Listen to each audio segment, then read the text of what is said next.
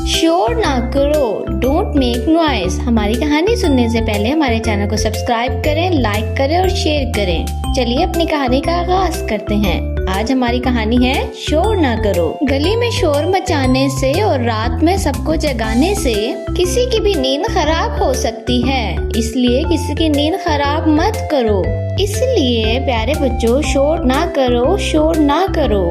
शोर से टेंशन फैलती है, तो ये भी एक पोल्यूशन ही है, जिसकी वजह से आसपास के लोग डिस्टर्ब होते हैं। तो इसलिए घर वालों को ज्यादा परेशान मत करो, डोंट मेक नॉइस। तो प्यारे बच्चों, शोर मचाकर पड़ोसियों और दूसरे लोगों को परेशान करना बहुत बुरी बात है।